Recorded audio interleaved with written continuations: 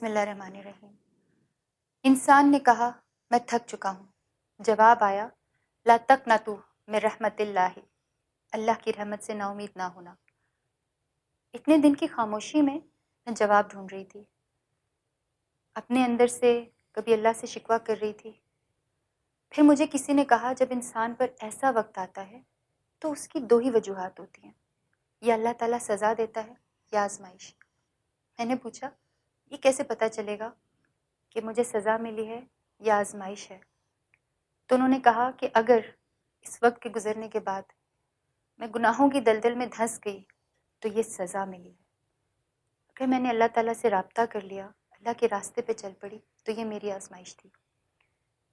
جو کچھ میں نے بنایا وہ تنہائی میں بنایا، وہ میرے اور میرے اللہ کے درمیان کی بات ہے۔ میں اللہ کی مجرم ہوں اور وہ دلوں کے حال جانتا ہے، وہ میرے آنسوؤں کو سمجھتا ہے۔ اللہ تعالیٰ تو کہتا ہے ان اللہ لا یغفر ان یشرک بہ ویغفر ما دون ذلک لمن یشاء ومن یشرک باللہ فقد افتری اثما عظیما۔ بے شک اللہ اس بات کو معاف نہیں کرتا کہ اس کے ساتھ کسی کو شریک ٹھہرایا جائے، اور اس سے کم تر ہر بات کو جس کے لیے وہ چاہتا ہے معاف کر دیتا۔ پھر اللہ تعالیٰ ایک اور جگہ کہتا ہے قل یا عبادی الذین اسرفوا علی انفسہم لا تقنطوا من رحمت اللہ ان اللہ یغفر الذنوب جميعا انہ هو الغفور الرحیم۔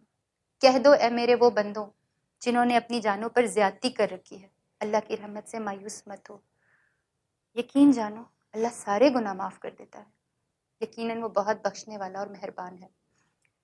جب میرا یہ ڈیٹا لیک ہوا تو ایک دم سے پوری دنیا میں وائرل ہوا، تو بہت سارے لوگ میرے پاس کام لے کر آنا شروع ہو گئے، ٹی وی کمرشلز، فلمیں، ٹی وی پروگرامز، کانسرٹس۔ جیسا میں ہمیشہ کہتی ہوں کہ نیگیٹو وائرل چیزوں پر انفارچونیٹلی ہمارا رد عمل ہوتا ہے۔ بہت ساری خواتین نے مجھے سپورٹ آفر کی، پروٹیسٹ کریں گے آپ کے لیے، کوئی آپ کو کچھ نہیں کہہ سکے گا۔ جن کا جو تھا می ٹو، میرا جسم میری مرضی، لیکن نہیں، میرا جسم میرے اللہ کی مرضی۔ میں نے اللہ کی نافرمانی کی ہے چاہے تنہائی میں کیوں نہ ہو، اللہ تعالیٰ نے مجھے دکھا دیا۔ ایک میری چاہت تھی شوبز میں رہنا، ایک اللہ کی چاہت تھی اپنی راہ پہ لگانا۔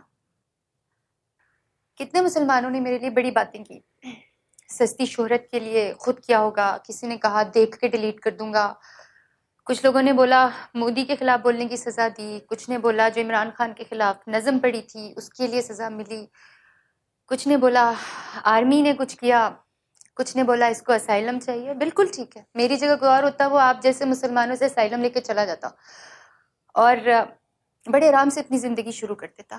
میں آپ لوگوں سے بھاگ سکتی ہوں، اللہ تعالیٰ سے کہاں بھاگوں گی؟ کچھ لوگوں نے اتنا تک کہہ دیا کہ رابی نے خودکشی کر لیا۔ اس وقت مجھے احساس ہوا کہ کسی لڑکی کی کوئی بات معاشرے میں آ جائے تو آپ کیسے خود اسے گناہوں میں گھسیٹتے ہیں۔ آپ سب مجرم ہیں اس معاشرے میں، آپ سارے مسلمان اللہ کو مانتے ہیں، محمد صلی اللہ علیہ وسلم کو مانتے ہیں، بٹ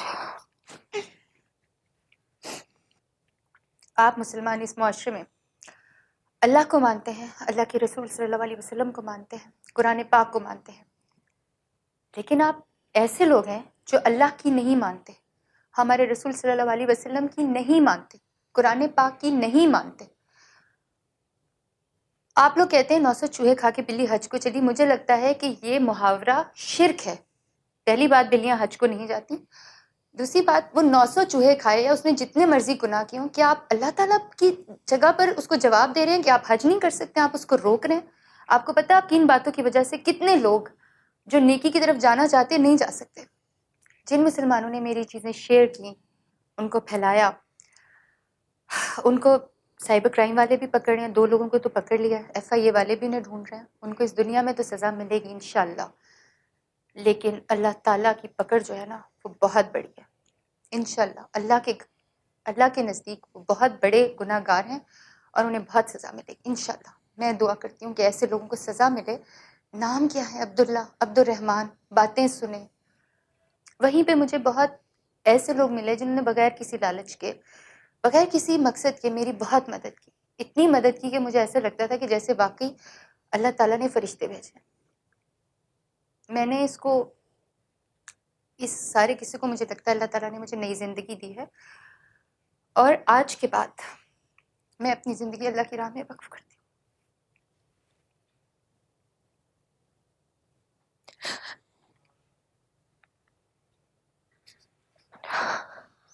I'm sorry۔ آج کے بعد میں چھوٹی سی بات کروں گی تو اپنے اللہ اور اس کے رسول صلی اللہ علیہ وسلم کے احکامات کے مطابق کروں گی۔ آج کے بعد میں چھوٹی سی بات کروں گی تو اپنے اللہ اور اس کے رسول صلی اللہ علیہ وسلم کے احکامات کے مطابق کروں گی۔ اگر تصویر بناؤں گی تو اس جگہ کی بناؤں گی جہاں پہ مجھے آج تک سمجھ نہیں آئی کہ لوگ کیوں جاتے تھے، بہت دل کر رہا ہے کہ وہیں پہ زندگی گزار دوں۔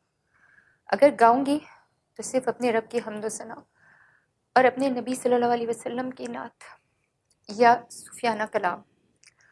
آج کے بعد میری زندگی کا مقصد ہے میری عاقبت۔ میرے لیے دعا کریں، میرے لیے بہت آسان ہے شوبز میں جا کے پہلے سے زیادہ گمراہ ہو جاؤں، لائم لائٹ میں چلی جاؤں، لیکن اب مجھے اپنی قبر کے اندھیروں سے ڈر لگتا ہے۔ اور بہت دفعہ ایسی ایگزامپلس لوگوں نے سیٹ کی آپ کے سامنے، میرے سامنے، بہت مسلمان ہوئے شوبز کے لوگ واپس پلٹ گئے، جو مجھے لگتا ہے کہ غلط مثالیں تھیں۔ میری طرح بہت سارے ایسے لوگ ہیں جو کہ گمراہ ہیں لیکن لا علم ہیں۔ اگر میری زندگی سے کچھ سیکھ سکے تو شاید مجھے اللہ نبی صلی اللہ علیہ وسلم کے صدقے معاف کر دے۔ میرے لیے دعا کیجیے گا اور کشمیر کے لیے دعا کیجیے گا۔ اعوذ باللہ من الشیطان الرجیم، بسم اللہ الرحمن الرحیم۔ ان اللہ لا یغفر ان یشرک به ویغفر ما دون ذلك لمن یشاء ومن يشرك بالله فقد افترى إثما عظيما۔ قل يا عبادي الذين أسرفوا على أنفسهم لا تقنطوا من رحمة الله إن الله يغفر الذنوب جميعا إنه هو